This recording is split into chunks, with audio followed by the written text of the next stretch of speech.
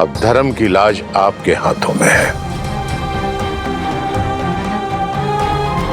आप जो भी निर्णय लेंगे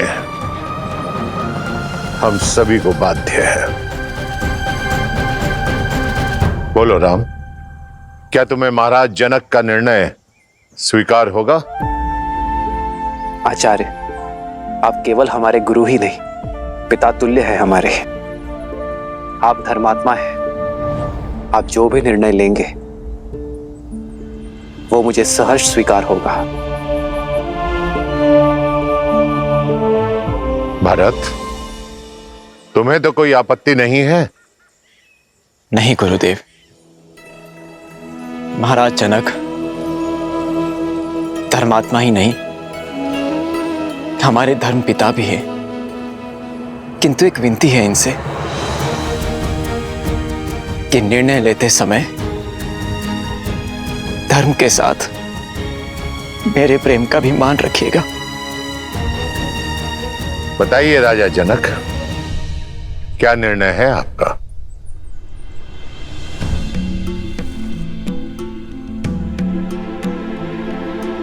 कोई भी निर्णय लेने से पहले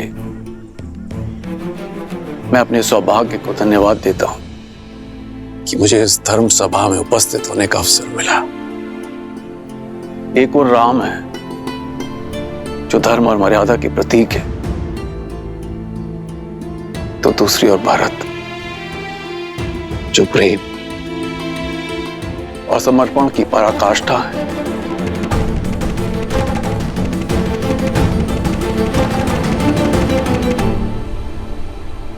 हे महादेव, ये निर्णय कठिन है।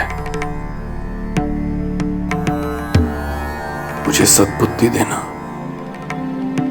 प्रेरणा देना, ताकि मैं उचित निर्णय ले सकूं। हर हर महादेव।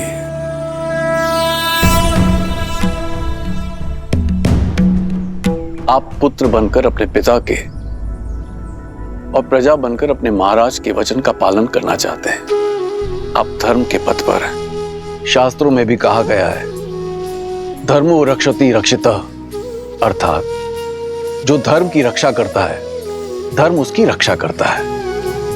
आप धर्म के पथ पर हैं। और भरत,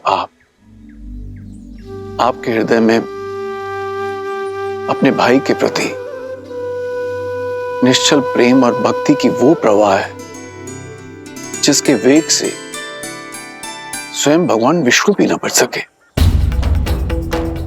जिन्होंने अपने भक्त प्रहलाद को उनके पिता हिरण्यकश्यप के आतंक से बचाने के लिए अपनी माता के गर्भ से जन्म लेने की भी प्रतीक्षा नहीं की और सृष्टि के सारे नियमों को तोड़कर एक स्तंभ से नरसिंह के रूप में अवतरित होकर अपने भक्त प्रहलाद की रक्षा की। ये कर्म ही धर्म पर निश्चल प्रेम की विजय का सूचक है। और आज जब एक पलड़े में राम का धर्म है और दूसरे पलड़े में भरत का प्रेम, तो मेरे विचार से आज भी प्रेम का पलड़ा ही भारी है। अतः विजय प्रेम की हुई, विजय भरत की हुई।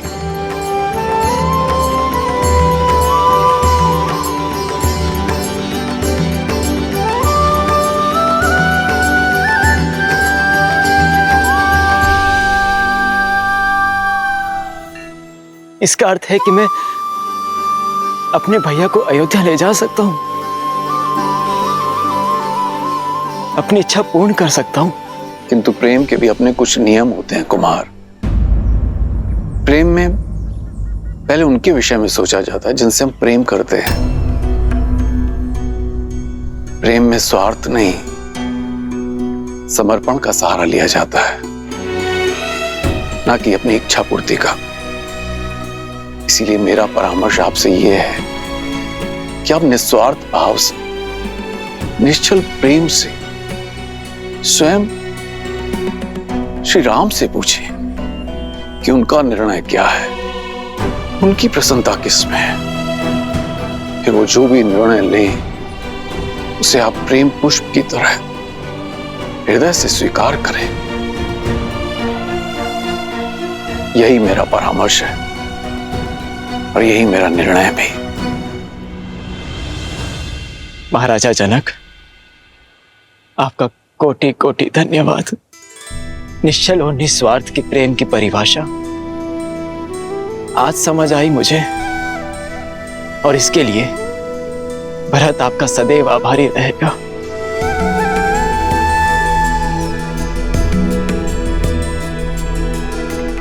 अब तक तो केवल अपने कर्तव्य और कीर्ति की समझ थी मुझे, किंतु उचित और अनुचित का बोध अब समझ आया। मेरे भैया ने अपने पिताश्री के वचनों का पालन करना स्वीकार किया, किंतु इन्हें मेरी भी एक इच्छा स्वीकार करनी होगी, और ये मेरा निर्णय है। या तो भैया सिंहासन स्वीकार करें या मैं मृत्यु का आलिंगन करूंगा।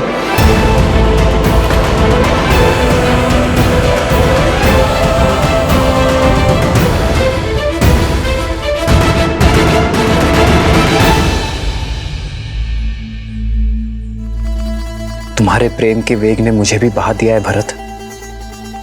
तुम मुझे अयोध्या के राज सिंहासन पर बैठते देखना चाहते हो ना,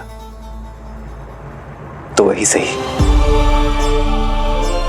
तुम्हारी प्रसन्नता के लिए मुझे वो भी स्वीकार है। सच भैया? हाँ भरत, किंतु पिताश्री के वचन को झुठलाने का साहस मुझ में अब भी नहीं है। मुझे 14 वर्ष का वनवास काट कर आने दो भरत। उसके बाद मैं तुमसे अयोध्या का राज सिंहासन स्वीकार कर लूंगा। तब तक अयोध्या का भार तुम्हारा हुआ मेरे भाई। आप महान है भैया, आप महान है। आपने अपने धर्म और मेरे प्रेम दोनों का मान रख लिया। कदाचित मेरे लिए इन पापों का यही दंड है कि 14 वर्षों तक आपके वियोग की असहनीय पीड़ा को मुझे सहना होगा भैया।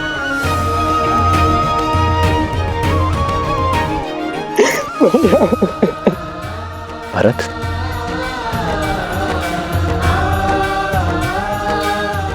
क्या हृदय भी कभी शरीर से भिन्न होता है भरत?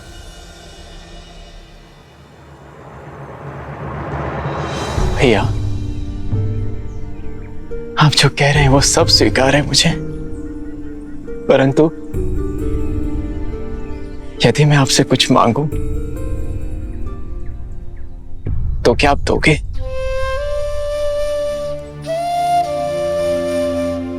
मेरे प्रिय भरत के लिए तो मेरे प्राण भी न्यौछावर है। बोलो भरत, क्या मांगना चाहते हो तुम? मुझे बस अपनी चरण पादुकाएं दे दीजिए।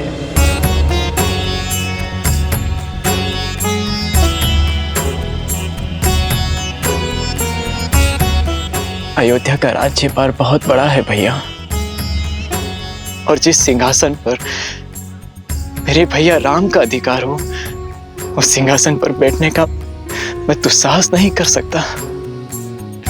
अयोध्या और अयोध्या का राज सिंहासन आपकी प्रतीक्षा करेंगे। प्रतीक्षा के इन क्षणों में आपकी चरण पादुका को राज सिंहासन पर रख अपना कर्तव्य निभाऊंगा।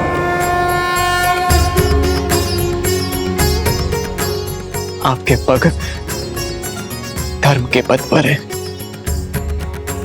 और आपके चरणों में पड़ी पादुकाओं को राज सिंहासन पर रखने से हमारी अयोध्या से धर्म का लोप नहीं होगा भैया।